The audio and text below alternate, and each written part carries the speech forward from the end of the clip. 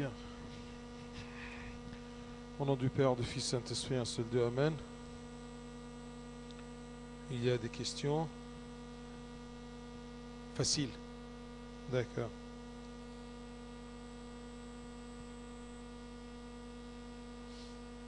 Qui connaît?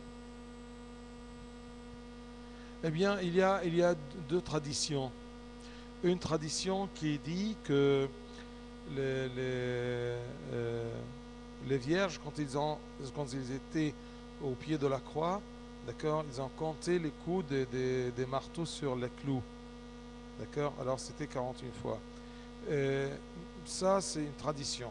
Mais aussi, il y a, pourquoi on dit 41 fois? Parce que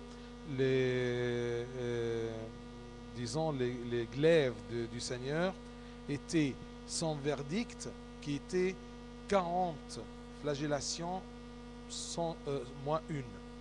Alors que c'est ça le verdict romain. 40 moins une, d'accord? Ensuite, tu as c'est-à-dire 39, d'accord? Et ensuite, la lance et la couronne. D'accord? Pas les trois clous, là. Tu vois? Là. Alors, c'est ça. Et on a eu 41, même la roseraie orthodoxe, c'est 41. Tu vois? Bien. Euh, des questions. Celle de Marc, je ne veux pas la répondre puisqu'elle n'est pas là. Bien.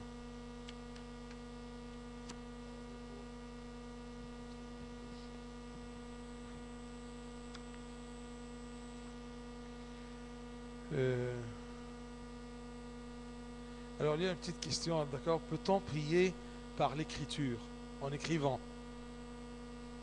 D'accord? Bien sûr. Et même, j'ai pensé à une chose, c'est que David lui-même, d'accord? Il chantait. Et ensuite, il a écrit ses psaumes. Mais je crois qu'il a exprimé sa prière par la voix, le chant. D'accord? Mais les pères qui ont écrit des méditations, c'est un genre de prier. Mais ça ne sera pas très pratique toujours, parce que si tu veux prier, par exemple, l'Agbeya, si tu veux réciter en écrivant pour te concentrer mieux, oui. Ah oui, les prières, oui. Non pas les prières, disons, de l'église ou les prières rituelles, d'accord? Mais tu veux tes méditations. Bien sûr, on peut. D'accord? C'est comme un enfant qui écrit une petite lettre, d'accord, à Dieu. C'est une façon de t'exprimer. Alors Dieu accepte toutes les façons d'expression, que ce soit la voix, que ce soit les... Même, je me rappelle de notre patriarche qui l'a dit un jour, d'accord, que tout simplement une larme, c'est une prière. Tu vois, alors si tu exprimes ce que tu as dans ton cœur vers Dieu par une larme, d'accord, et bien sûrement tu peux l'exprimer par l'écriture. D'accord?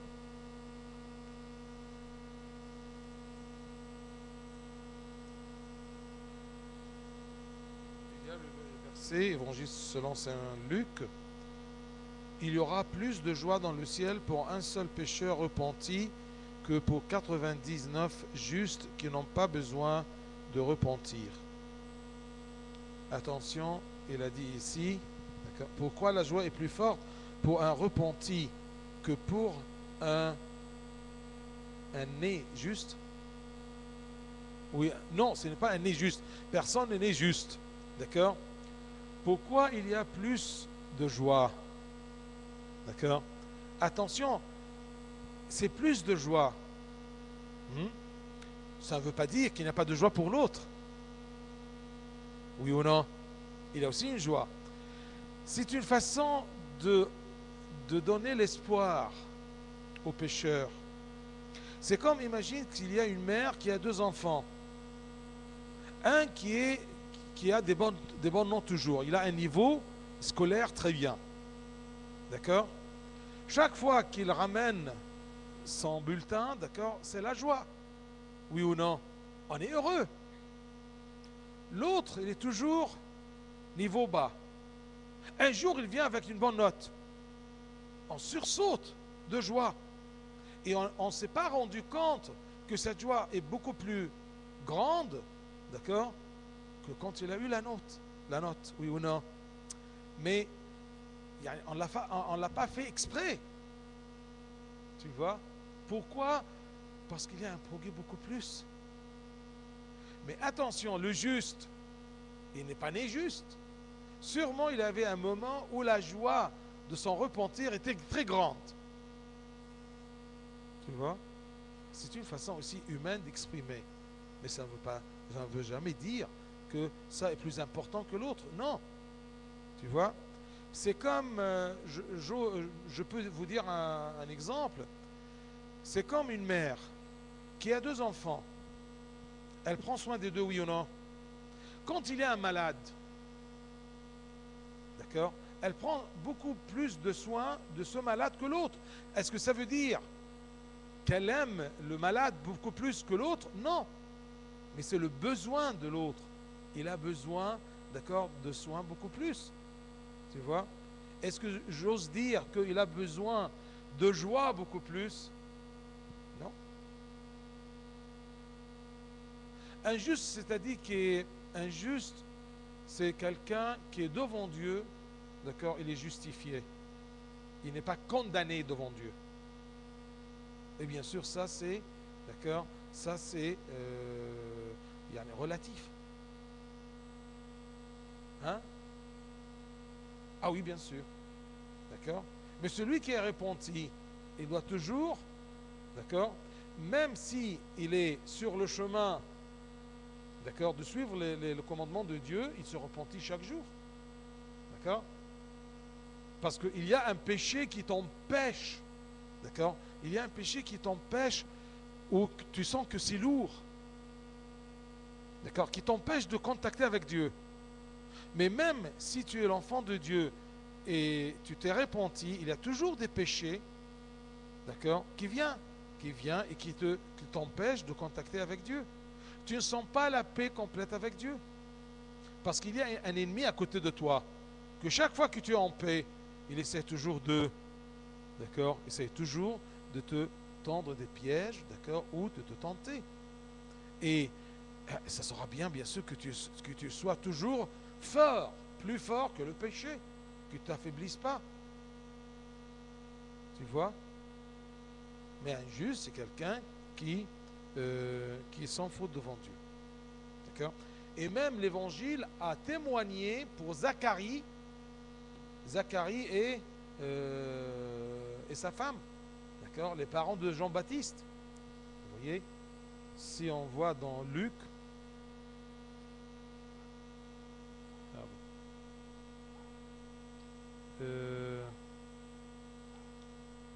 par exemple, Luc, 1er chapitre, quand il parle à propos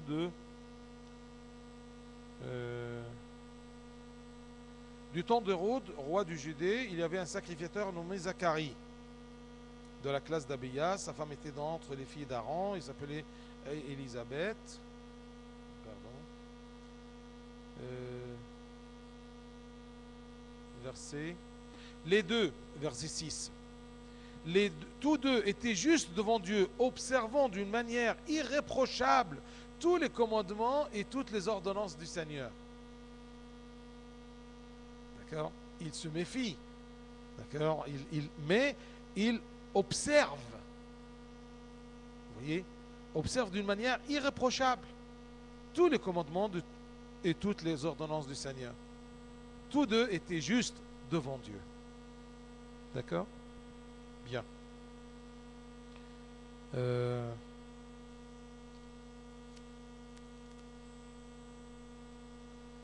On prend encore une question.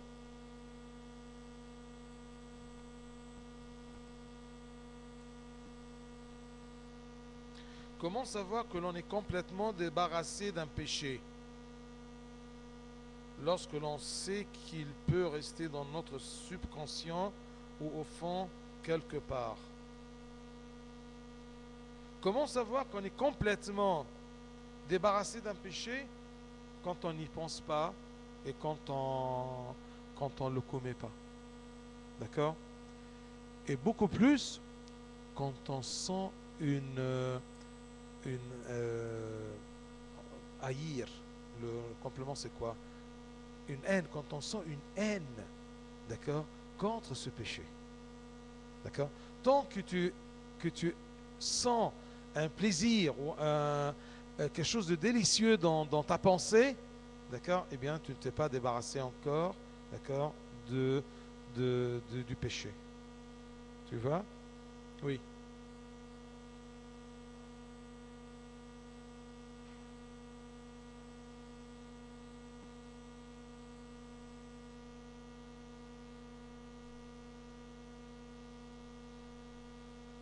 Qui t'a dit ça? Là, tu penses faux. Parce que quand on décide, on doit agir. D'accord?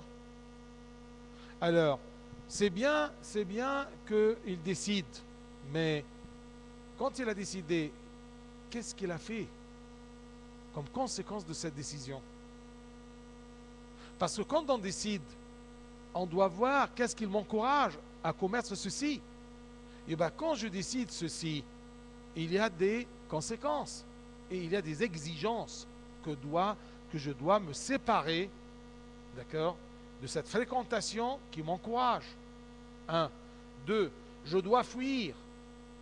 Trois, d'accord, je dois chercher quelqu'un qui peut m'aider, comme un hôpital ou une clinique ou quelque chose comme ça. Tu vois, un cure. Et le péché aussi, c'est une cure. Tu vois, il y a toujours des médicaments, mais le problème, pourquoi il est récidiviste, comment on dit? Récidiviste. Pourquoi? Parce qu'il se penche vers quelque chose qui l'attire, en se convainquant que ça sera passé. Tu as une petite dose. Tu as tout simplement pas de piqûre. Par exemple.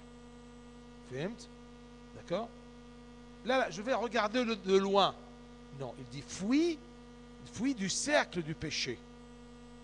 C'est clair? Ne dit pas qu'il restera toute sa vie, d'accord, qu'il combat le péché. On va rester toute notre vie en combattant le péché en titre. D'accord? C'est autre que un péché. Je lutte contre ce péché-là. D'accord? Et toujours le combat, c'est ta part de réaction et la part et la grâce. D'accord? On dit toujours qu'on vole avec les deux ailes. La grâce de Dieu est ta volonté. Mais une volonté sans agir, c'est une volonté, d'accord, morte. C'est comme la foi. Ne me dis pas que tu as décidé de travailler et de te mettre, d'accord, bien dans ton travail. Et malgré ça, tu gardes toujours ton petit jeu et ton petit ordinateur, d'accord, et ton petit téléphone, d'accord, et des exigences avec tes amis. Que chaque soir, tu dois jouer avec eux 1 heure. C'est clair? On décide, mais on agit. D'accord? Et ben, comment le savoir? Tu vas le savoir quand tu vas le haïr. D'accord? Il y a un verset qui paraît très difficile, mais les enfants de Dieu ne peuvent pas pécher. Qu'est-ce qu'ils veulent dire ne peuvent pas pécher? D'accord? Parce que ça devient quelque chose d'étranger. D'accord? Je ne peux pas le supporter. D'accord? Et si je suis là-dedans, pour une ou d'autre raison, d'accord, eh bien, c'est peut-être malveillance, peut-être faiblesse, peut-être, d'accord, eh bien, je sens que je ne suis pas bien. Je ne suis pas bien. Et je veux courir pour en sortir. Vous voyez? Ici, je me rappelle d'un des ermites éthiopiens qui vivait à côté du Baramos, à Bouna de Messih el-Habashi. Eh bien, cet homme-là, il vivait tout nu, d'accord, avec une couverture. Quand il voit de loin quelqu'un qui s'approche, il la met sur son corps. Et il était très maigre, d'accord, très mince. Les pères qui ont vécu de son temps, ils nous rappellent qu'à la fin de sa vie, il venait en courant de son ermitage vers le monastère en disant Nar yabati, c'est-à-dire feu mes pères, feu mes pères. C'était le feu de quoi? d'accord, eh bien, il était, à la fin de sa vie, parfois, il était, comment dire, dans le combat de la chair, de la convoitise de la chair. Imaginez-vous, d'accord? Et c'est pour cela que Saint Paul, il nous dit toujours que durant toute sa vie, d'accord, il se méfie, d'accord? Et comment dire, il soumet son corps pour qu'il ne soit pas refusé, d'accord? Tant qu'on est dans la chair, tant qu'on est dans le monde, que le Christ a dit, vous n'êtes pas de ce monde, eh bien, nous sommes vigilants. Comme Zacharie, d'accord, il observait, d'accord, tous les commandements de Dieu. D'accord? Bien. Là, on a répondu à ça. Je m'arrête là pour continuer Romain et je garde les autres questions. Aujourd'hui, on va commencer par le premier chapitre. Romain.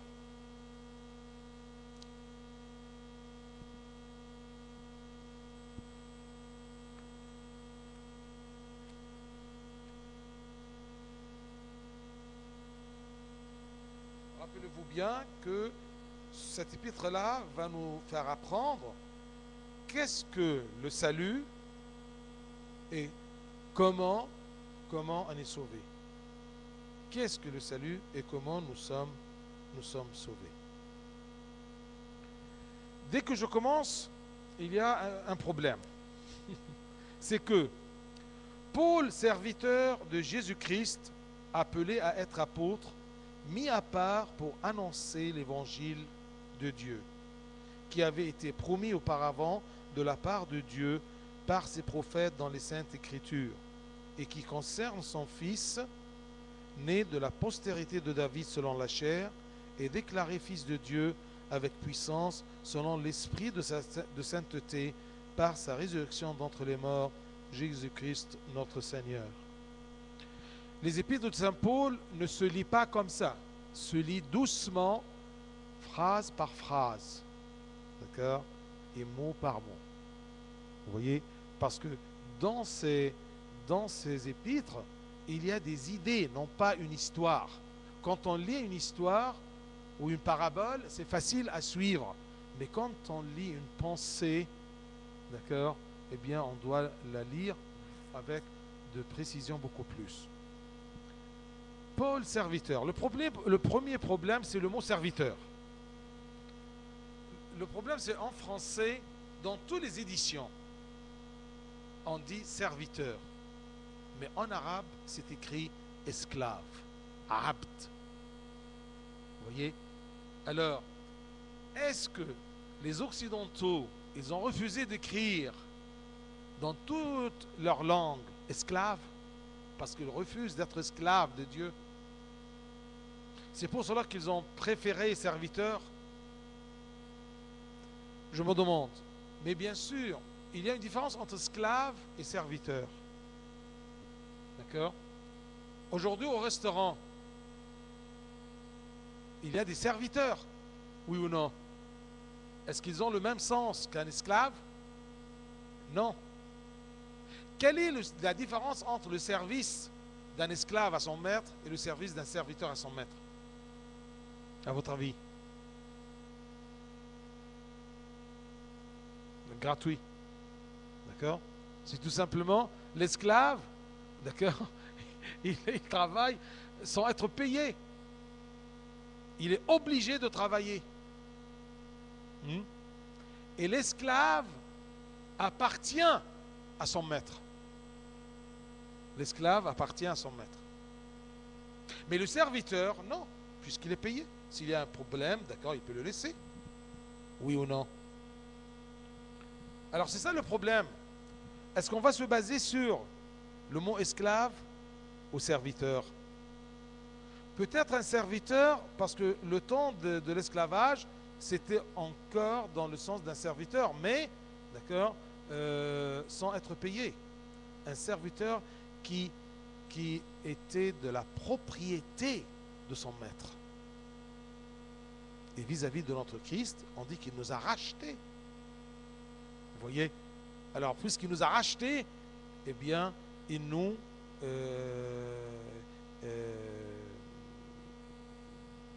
on est propriétaire. Il est notre propriétaire. D'accord?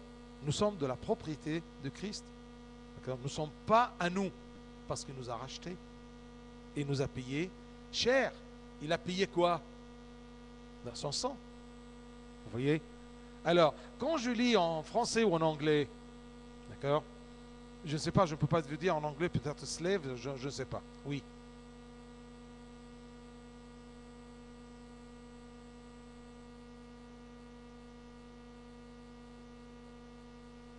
C'est l'homme qui l'a fait.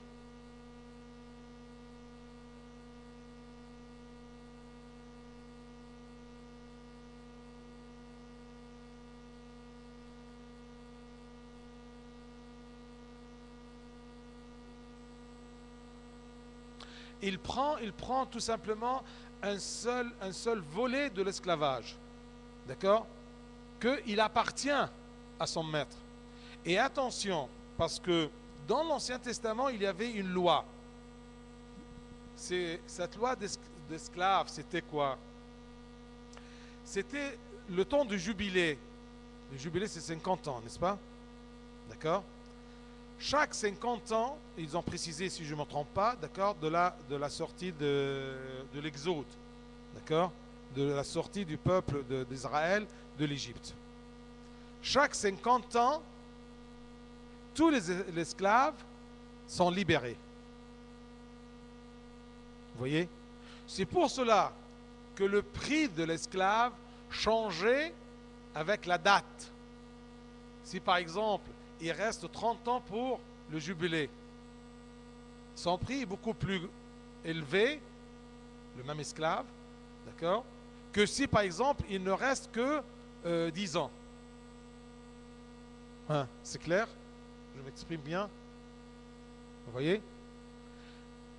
Ensuite, l'affaire de forcer. Ensuite, si un esclave, il a bien aimé son maître, et au jubilé, il refuse sa libération, il accepte de servir encore son maître, eh bien, il sera esclave pour toute sa vie et on lui perce l'oreille. Vous avez compris pourquoi maintenant le piercing, on dit c'est un signe d'esclavage? Vous voyez? Tu vois? Pourquoi Dieu a fait ça? Dieu a fait ça pour faire comprendre la nuance un peu plus loin, d'accord, de ce esclavage entre cette créature, d'accord, et Dieu, l'homme et Dieu. Moi, je ne suis pas esclave parce que Dieu m'a obligé. Paul, il se dit serviteur, esclave de Dieu, non pas par force, mais par amour. Comment peut-on voir un esclave qui peut aimer son maître? Eh bien, tout simplement, Abba Raphaël, eh bien, il a raconté une histoire en disant quoi? Il y avait un juste, un homme bien, qui était dans le marché. Et tout d'un coup, il voit une esclave très belle, très noble. D'accord? Elle est présentée pour être vendue. Alors, il y a des hommes qui sont là, il aime bien sa beauté, d'accord? Et il voudrait bien l'acheter. Alors ce bonhomme-là, il s'est rapproché, ce prince, et il a dit à la fille, tu as une apparence très noble. Qu'est-ce qui t'a fait venir là? Elle ne lui a pas regardé, s'en foutait. Alors, il a commencé à lui dire, tu es très noble et moi je vais essayer de t'acheter. Alors tout simplement, lui a gardé en lui disant, yani, dans le sens que tu es comme les autres. Yani, que toi tu m'achètes ou les autres m'achètent. D'accord? Ça m'est égal. D'accord? Elle ne lui a pas donné d'importance.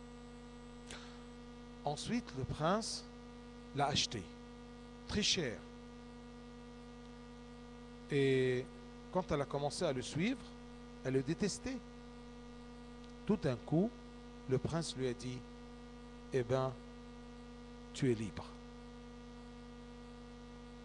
Et plus que ça, tu n'es pas libre tout simplement, mais je vais t'épouser.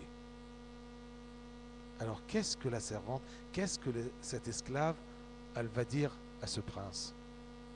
Elle va lui dire, maître, je serai ton esclave pour toute la vie. Malgré qu'elle est libre, et elle sera l'épouse, comme le Christ qui nous a rachetés, d'accord, du péché gratuitement. Il nous a sauvés tant que nous sommes pécheurs. Vous voyez, il nous a rendus vraiment très nobles, il nous a achetés du péché, et il nous a dit que tu es l'épouse, mon épouse, je t'aime, tu es mon épouse. À ce moment, l'homme va dire quoi à ce prince, à ce Dieu? Que je suis ton esclave. D'accord? Mais bien sûr, on n'a pas même l'habitude en français de dire esclave, serviteur. Mais serviteur, non pas serviteur payé, mais disons serviteur, d'accord, que je sers toute ma vie gratuitement, d'accord, mon prince. C'est clair? Ben.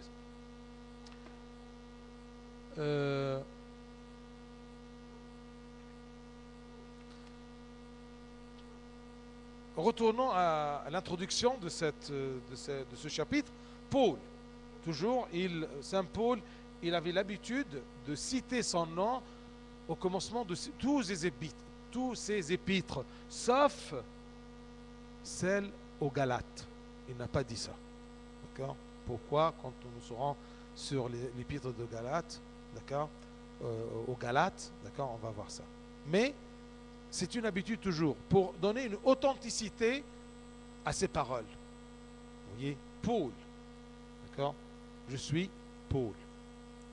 Mais il dit serviteur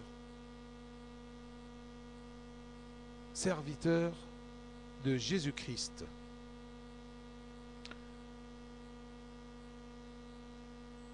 Alors, l'âme humaine, quand Paul il dit que je suis serviteur, sens-tu que tu es serviteur de Dieu, ou c'est l'inverse, que Dieu est ton serviteur? Parce que parfois, sans se rendre compte, on traite Dieu comme s'il est notre serviteur. Il est là pour, d'accord, nous rendre la vie rose. Même s'il y a des catastrophes sur terre, eh bien, on dit, mais pourquoi Dieu accepte ceci? Il doit interférer, il doit changer. D'accord? Comment je rentre dans ce monde où je trouve la saleté, d'accord, et le désordre? Où est mon serviteur qui se débrouille? Non, c'est moi le serviteur. Vous voyez? Parfois, vous traitez Dieu comme il est là pour vous servir, pour répondre à vos besoins, puisqu'il est Dieu, puisqu'il m'aime. C'est comme, imaginez-vous, si vous êtes un père ou une mère, et la relation de ton fils avec toi, c'est tout simplement maman, je veux, maman, je veux, maman, je veux. D'accord? Sûrement à un moment, tu vas lui casser la gueule. D'accord? Oui ou non? D'accord? Mais ça n'empêche pas que tu veux bien, d'accord, pour montrer ton amour, que tu vas l'aider, tu vas lui donner dont il en a besoin. D'accord? Mais pas toujours.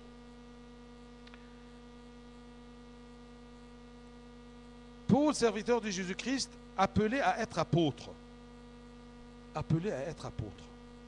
Ici, il dit à ces gens-là qu'ils vont l'écouter. Attention, je n'étais pas parmi les 12 apôtres, mais je suis apôtre. Appelé à être apôtre. D'accord? Et appelé de qui? D'accord? De Dieu. D'accord? Comment Dieu choisit? Je vous ai dit d'abord que Dieu, il choisit tout le monde pour le salut. D'accord? Tous sont appelés au salut du Christ. ceux qui acceptent sont les élus. Ceux qui persistent dans le chemin du Christ, qu'ils persistent dans l'acceptation, d'accord, de cette invitation, ils sont des saints. Je répète, Dieu nous invite, nous sommes les invités, Madououin. Si tu acceptes cette invitation, parce qu'il y en a d'autres qui ne vont pas accepter, ceux qui vont accepter sont des élus. Alors ne me dis pas que à Dieu, il élit des gens et il laisse tomber les autres. Non. C'est les gens qui refusent son invitation. C'est pour cela qu'ils sont considérés comme, d'accord, refusés. Et le contraire de refuser, c'est élu. Alors ceux qui restent sont élus. Et tu peux être élu et ensuite tu ne continues pas le chemin. Ton alliance avec celui qui t'a élu, d'accord, tu la casses. À ce moment-là, d'accord, tu seras des impies, parmi les impies. Ils ont refusé, ils ont commencé mais n'ont pas continué. Ceux qui vont continuer jusqu'à la fin de leur vie sont les saints. Et bien, tous les saints sont élus et tous les élus sont invités. Mais pas tous les invités sont élus et pas tous les élus sont des saints. Hein, est-ce que c'est clair? Et bien, si vous voyez que Saint Paul était élu comme serviteur, d'accord, c'était parmi les saints, mais parfois Dieu, par sa préscience, il donne des tâches un peu spéciales. Parce qu'il sait que cette personne, il peut la faire. C'est clair? Et c'est bizarre parce que je sens le temps là maintenant de les élections de notre patriarche. D'accord? J'ai assisté à une discussion. Est-ce que Dieu, c'est lui qui va choisir 100%, ou Dieu, il y a des gens qui peuvent obliger Dieu à choisir quelqu'un?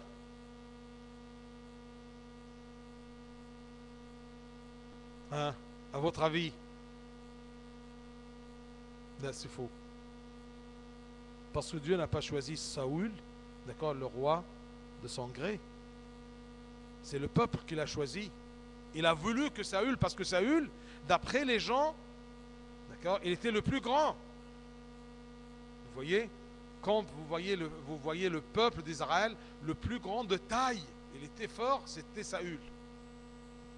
Et le peuple a voulu Saül.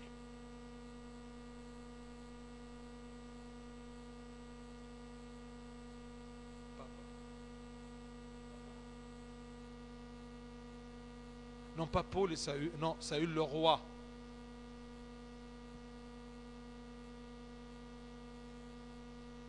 Là, il n'était pas choisi avant. C'est le peuple qui a poussé Dieu à le choisir. Tu n'es pas d'accord?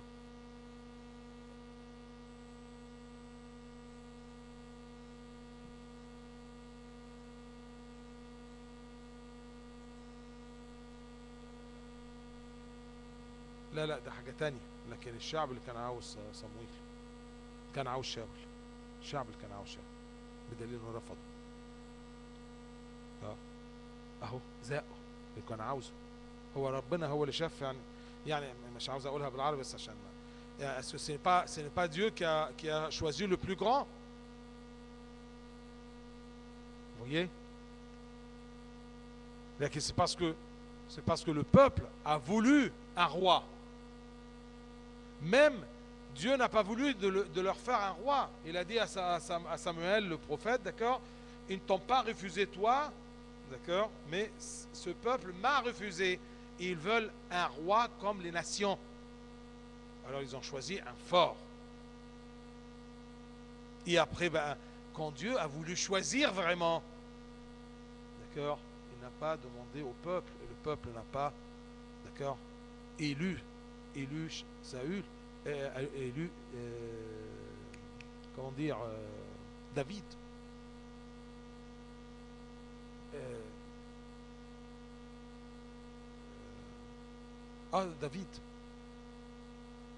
David. Même quand Samuel est allé pour dire, d'accord, pour demander à son père, où sont tes enfants? Il a présenté tous les enfants, sauf ce petit David, le berger. Mais Dieu a choisi ceci. Et même Samuel était un peu, il était un peu inquiet, mais Dieu n'a pas choisi ça, n'a pas choisi celui-ci, n'a pas choisi celui-là. Il a posé la question au père, est-ce que tu n'as pas d'autres fils? Il dit, ah, il y a un petit qui est là-bas, d'accord, qui peut être les bergers, les bêtes. Vous voyez? Parfois même, Dieu, dans notre vie, on insiste à avoir quelque chose. Et Dieu, d'accord, ce n'est pas la volonté de Dieu, mais il te permet de l'avoir. Vous voyez? Ne me dites pas comment on peut le savoir. Vous le savez très bien. Parce que c'est l'onde, vous êtes sur les mêmes ondes que Dieu. Mais c'est ta volonté. D'accord? Je le vois toujours, on l'a vu toujours même dans vos parents. D'accord? Tu fais ta mère, d'accord, qui dit, ah, pourquoi je n'ai pas entendu les conseils de mes parents quand j'ai choisi ton père? D'accord? Vraiment, j'ai rencontré ça plusieurs fois. Alors, Dieu, il nous donne des signes à travers les hommes. Il ne va pas nous donner des signes célestes. Mais quand on est têtu, on veut la chose. Bien, tant pis, prends-la. Alors, nous sommes tous invités. Et ceux qui acceptent, il est élu. Et parmi ces élus-là, Dieu donne des tâches un peu spéciales. Et aussi, je ne peux pas vous expliquer exactement, est-ce que tout ce que Dieu choisit parmi les élus, il continue? Je ne peux pas savoir comment Dieu agit toujours, parce que n'oublions pas que Judas, il était parmi les élus, d'accord? Et il avait une tâche trop spéciale d'être un des disciples du Seigneur. Et malgré ça, d'accord, il l'a vendu. D'accord? Ou il l'a trahi. D'accord? Prenons la chose la plus simple. Mais n'essayez pas de fouiner dans la pensée de Dieu. Vous ne pouvez pas. On essaye de faire des règles, mais ça ne marche pas. D'accord? La chose plus simple, c'est que je suis invité de Dieu, il me dit, viens, sois mon serviteur. Je lui dis, j'aimerais bien parce que tu m'as racheté du péché. Tu mérites que je sois ton serviteur. Moi, je ne mérite pas d'être ton serviteur. Mais vous êtes un maître que j'ai l'honneur d'être ton serviteur. Vous voyez? Et un serviteur, c'est-à-dire un obéissant. J'obéis à Dieu. Ne vous dites jamais, je n'entends pas la voix de Dieu. Non. Tu sais toujours la voix de Dieu dans les choses standards, dans les commandements, dans le bien et le mal. N'essaye pas d'imaginer que Dieu va te demander une tâche spéciale. Ce n'est pas le moment. Si tu n'es pas honnête dans les moindres des choses, Dieu ne va pas t'appeler dans les grandes choses. Vous voyez? Ne compliquez pas la vie. Si vous n'êtes pas honnête dans ce qui est simple, d'accord, ne cherchez pas comment pourrais-je être honnête dans les grandes choses. Ça ne vaut rien. Mais c'est une évolution. Plus tu es honnête dans les petites choses, d'accord, ça sera trop facile pour toi d'être au courant de ce que Dieu veut aller dans un grade beaucoup plus élevé.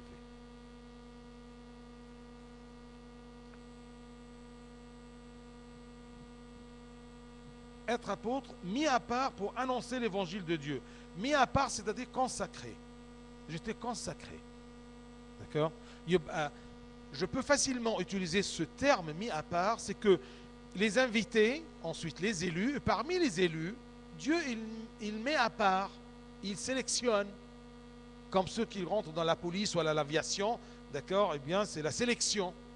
Dieu, il peut mettre à part. Ça ne veut pas dire qu'il est mieux que les autres, comme l'aviation et le recrutement. D'accord? Comment on l'appelle? Le recrutement pour des tâches un peu spéciales. D'accord? Mais Dieu, il voit. Comment il juge? Moi, je ne peux pas vous dire. Même si on essaye de savoir, mais moi je vous dis, écoutez, nous ne sommes pas Dieu. Nous n'avons pas la sagesse de Dieu de choisir. Comment il choisit? Il choisit. D'accord? Par sa sagesse, par sa justice, par sa préscience. D'accord? L'important, ce n'est pas comment Dieu choisit. L'important, c'est quand il te choisit pour une tâche, que tu sois honnête. Oui ou non? Ce n'est pas la peine de se tracasser, d'accord, pour savoir comment il choisit. Ça ne te regarde pas. Mais tout simplement, ce qui te regarde, ce qui t'intéresse, c'est que quand Dieu te choisit pour une tâche, tu sois honnête dans cette tâche-là. Mis à part pour annoncer l'évangile de Dieu. Cet évangile, qu'est-ce que ça veut dire cet évangile? L'évangile, c'est tout simplement, il annonce quelque chose, la bonne nouvelle. Quelle est la bonne nouvelle? C'est tout simplement qu'il y a un sauveur. Que Dieu a regardé à son peuple, d'accord, et il lui a envoyé un sauveur pour accomplir le salut. C'est ça l'évangile. C'est ça le titre de l'évangile. Parce que l'évangile, comme c'est écrit là, d'accord, avec un E majuscule, c'est-à-dire la bonne nouvelle que Dieu veut transmettre au peuple, à son peuple, au monde, pour les inviter. Je vous invite, et nous invite à quoi? Venez participer, d'accord, à ce salut-là. Et il a envoyé des serviteurs, il a mis à part des gens, parmi les gens, d'accord, pour transmettre aux autres cette invitation-là, la carte de l'invitation, l'évangile. Venez, il y a un sauveur qui a accompli votre salut. Participez, venez. Cet évangile-là, cette annonce qui avait été promis auparavant de la part de Dieu par ses prophètes dans les Saintes Écritures. Et ben moi, Paul, qu'est-ce qu'il fait, Paul? Paul, il est là, il est mis à carte, il est envoyé de Dieu, d'accord, pour dire aux gens, pour annoncer aux gens l'évangile. Quel évangile? Est-ce que c'est un évangile qui vient de la tête de Paul? Non. Est-ce que Dieu a mis à part Paul pour qu'il vous dise sa philosophie? Non. Il lui a transmis un évangile. Et cet évangile, ce n'est pas une idée comme ça qui vient tout d'un coup, c'est tout un plan divin que Dieu a préparé. Et la preuve, c'est que cet évangile avait été promis auparavant de la part de Dieu. Qui peut me dire, dès quand cet évangile-là a été promis? Hein? Adam et Ève, bravo. Adam et Ève, quand il a dit à Ève que ta descendance va écraser la tête, d'accord, de la vipère. C'est ça. Dès le commencement. Là, je peux dire, ou je peux répondre aux gens qui disent, pourquoi Dieu a créé l'homme tant qu'il savait qu'il va pécher? Je lui dis tout simplement, il a créé l'homme en savant qu'il va pécher et en savant aussi qu'il va le sauver. Et là, c'est la volonté de l'homme. Est-ce qu'il va accepter le salut, oui ou non? Et ben, ce n'est pas l'injustice de Dieu de créer quelqu'un qui va pécher. D'accord? C'est l'injustice de l'homme qu'il a refusé le salut que Dieu lui a présenté gratuitement. Et ben, nous ne tournons pas l'affaire. Mettons comment dire, le procès dans le bon chemin. Il m'a créé, il sait que je vais pécher, mais ça ne fait rien. D'accord? Il m'a présenté le salut. Si je refuse, ce n'est pas la faute de Dieu qui m'a créé pécheur ou qu'il m'a créé en sachant que je vais pécher. Non, c'est ma faute à moi que je n'ai pas profité du salut de Dieu, qu'il me l'a présenté. Qui avait été promis auparavant de la part de Dieu par ses prophètes dans les Saintes Écritures. Et là, l'importance de l'Ancien Testament. de tout ce qu'il y a dans l'Ancien Testament, dans les Écritures, d'accord? Parce que si c'est Saint Paul qui parle, aujourd'hui les Écritures incluent le Nouveau Testament pour nous. Mais pour Paul qui parle aux gens, les Écritures, c'est-à-dire, d'accord, tout l'Ancien Testament, parce que le Nouveau Testament n'était pas encore écrit.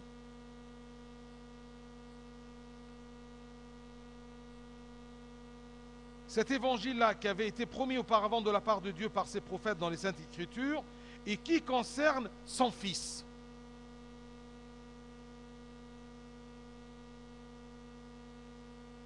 Et jusqu'à maintenant, d'accord, il va parler à propos du Fils et à la fin il va dire le nom du Fils, le Christ. Au commencement, bien sûr, il a dit Paul, serviteur de Jésus-Christ. D'accord? Mais maintenant, il dit je suis serviteur de Jésus-Christ. Khalas. Il va commencer à apprendre l'origine de ce Christ-là, c'est qui? Il commence à dire qui concerne, l'évangile concerne le Fils, concerne le Sauveur, concerne mon salut. Qui concerne son Fils né de la postérité de David selon la chair. Il est fils de Dieu par nature, mais selon la chair, il est né de la descendance de la postérité de David.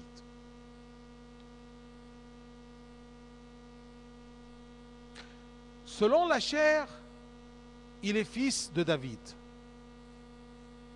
et déclaré fils de Dieu. Déclaré, c'est-à-dire quoi? Est-ce qu'il n'était pas, fils de Dieu, tout d'un coup il est déclaré président de la République? Non. Déclaré ici dans le sens que cette vérité-là est manifestée. Il est déclaré, c'est-à-dire cette vérité-là, il est fils de Dieu, il était toujours fils de Dieu, même avant sa naissance, sa venue de la postérité de David, il était toujours fils de Dieu. Mais cette vérité-là est déclarée avec puissance, selon l'esprit de sainteté, par sa résurrection d'entre les morts, Jésus-Christ notre Seigneur. Ce Fils de Dieu, c'est qui? La fin du verset 4. Ce Fils de Dieu est Jésus-Christ notre Seigneur, celui qui m'a appelé à être apôtre, à qui je suis serviteur. Ce Jésus-Christ notre Seigneur, il est fils de David, selon la chair. Et sa filialité à Dieu est déclarée et manifestée très, très, très, très clairement. Par quoi? Quel est l'effet ou l'événement qui a manifesté la filialité de Jésus-Christ, fils de David selon la chair? Quel est cet événement qui a manifesté avec puissance et très clairement sa filialité à Dieu? C'est la résurrection. Relisant. Et déclaré fils de Dieu avec puissance. Avec puissance. Virgule. Selon l'esprit de sainteté. Je vais retourner à selon l'esprit de sainteté. Qu'est-ce que ça veut dire? Mais est déclaré fils de Dieu avec puissance par sa résurrection d'entre les morts. Sa résurrection d'entre les morts, d'accord, c'est la déclaration avec puissance, claire et nette. On ne peut pas y douter. Comme exactement, on ne peut pas douter de sa filialité à David, d'accord, selon la chair, il est de la postérité de David. Remontant qu'Éden, eh bien, c'est le fils de David, selon la chair. Déclaré avec puissance, fils de Dieu, par sa résurrection, selon l'esprit de sainteté. Qu'est-ce que c'est l'esprit de sainteté? L'esprit de sainteté, c'est-à-dire l'esprit qui est en lui. L'esprit, d'accord, c'est Dieu. D'accord? Sa sainteté déclare aussi, d'accord, qu'il est fils de Dieu. Comment? Pour expliquer ça, je vais vous dire une chose très simple. Si un coupable, d'accord, il est toujours garde à vue, en garde à vue, et ensuite il attend le jugement. Il est transféré au tribunal. D'accord? Le jour qu'il va sortir, ça c'est une déclaration de son innocence. Tant qu'il est à l'intérieur, d'accord? Tant qu'il est à l'intérieur, il est coupable. Sa sortie, d'accord, prouve son innocence. Qu'est-ce qu'il prouve? La filialité de Jésus à Dieu, c'est sa résurrection. Il est sorti de la mort, de la prison de la mort. Le Christ, par sa mort, il est rentré sous le pouvoir de Satan, comme tous les êtres humains. Le fait qu'il en est sorti, d'accord, il est sorti de la mort, il est ressuscité, donc il n'est pas un être humain normal. Il est Dieu. Qui peut vaincre Satan et vaincre la mort que le prince de la vie, Dieu? Il est déclaré avec puissance par sa résurrection. L'esprit de sainteté, c'est l'esprit demeurant en Jésus-Christ. L'esprit sans souillure, puisqu'il est sorti de la prison, donc il est sans faute. Cet esprit de sainteté qu'on a vu en lui, c'est ça, d'accord, qui lui a permis de sortir de la prison. L'esprit qui est en lui, l'esprit de sainteté, d'accord. Comment il a pu ressusciter? À cause de l'esprit de sainteté qui est en lui. Et cet esprit de sainteté, d'accord, c'est un esprit qui ne se trouve pas que en Dieu.